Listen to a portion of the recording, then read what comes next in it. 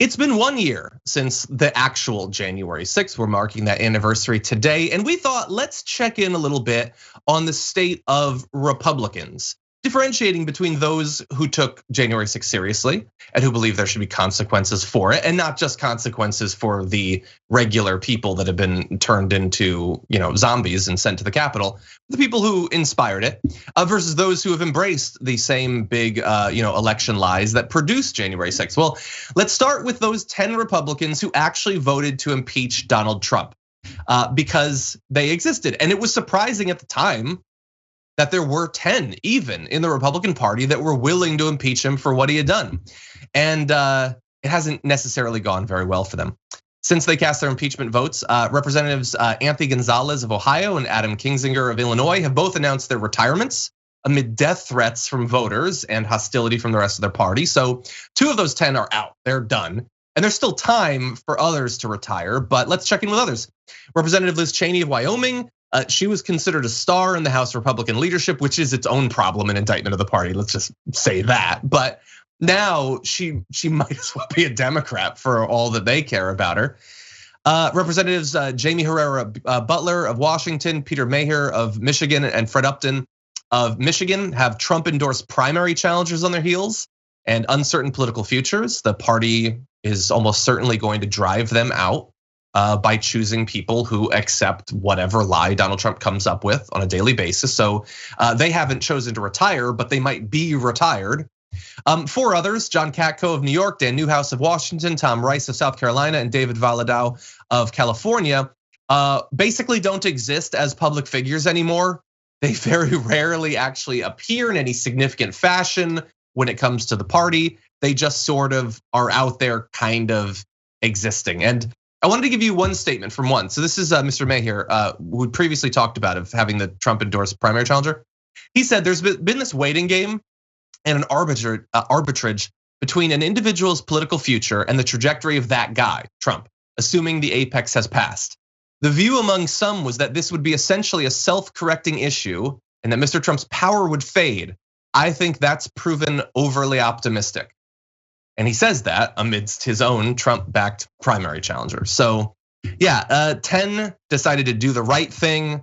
And as is so often the case, Anna, in American politics, they have been rewarded in absolutely no way as a result of that.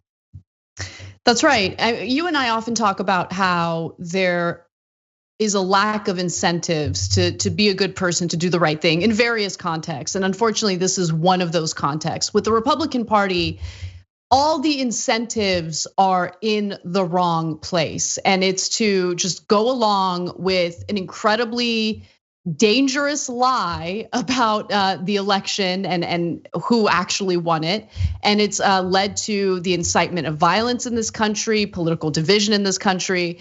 It's unfortunate, but this story actually made me realize just how different the Democratic and Republican parties really are. And it's not just about their ideology, it's also about their strategy.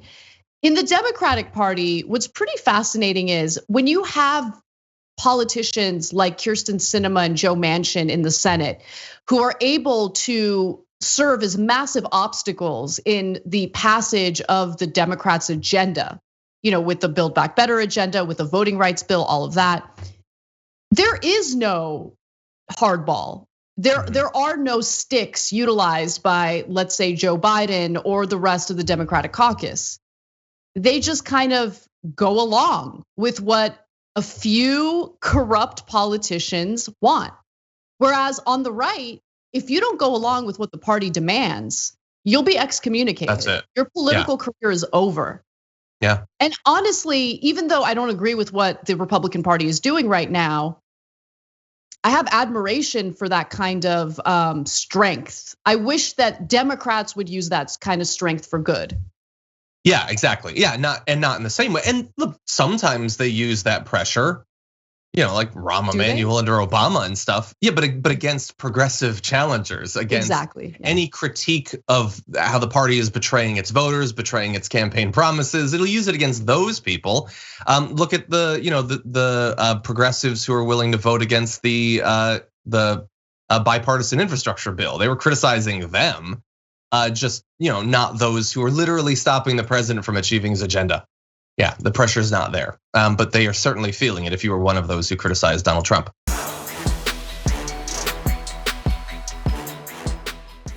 Check out the Damage Report podcast each day, wherever you get your podcasts, whether Pocket Casts or Stitcher or iTunes.